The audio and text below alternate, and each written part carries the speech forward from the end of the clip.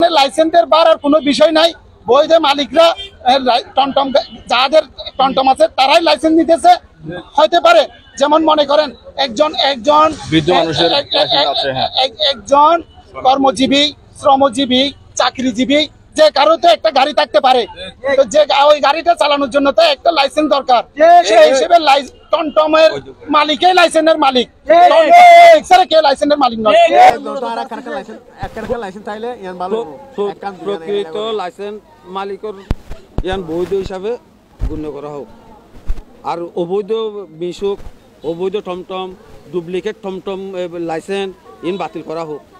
জরিপালির মনে নেই এই বৈধ টমটম নিবন্ধনকৃত টমটমের লাইসেন্স, বৈধ টমটমের নিবন্ধনকৃত লাইসেন্স কোনো ব্যক্তিকে ড্রাইভিং লাইসেন্স হিসাবে দেওয়া হয় নাই, টমটমে ইউজ করার জন্য দেওয়া হয়েছে।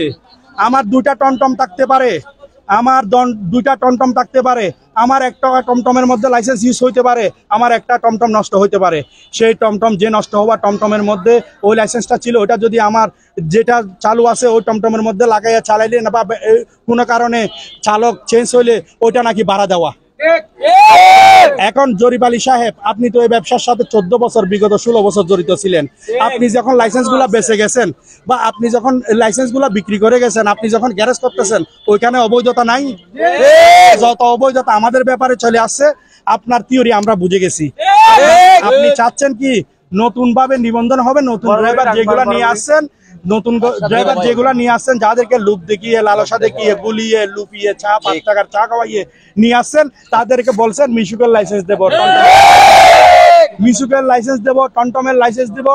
তো আপনারা চিন্তা করিয়েন না, আপনাদেরকে অটোর লাইসেন্স আমি দিয়ে দেবো।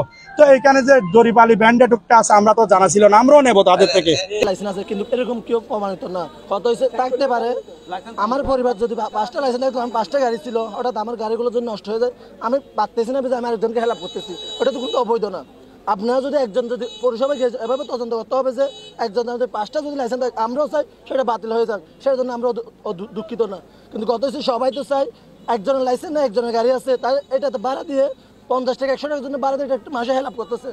একটাকে এইতে মুরব্বী বলতেছে ওনার কেউ নাই, একটা কথা হচ্ছে 5টা মহিলা নিয়ে উনি একটা অটো চালিয়ে সংসার চালাচ্ছে।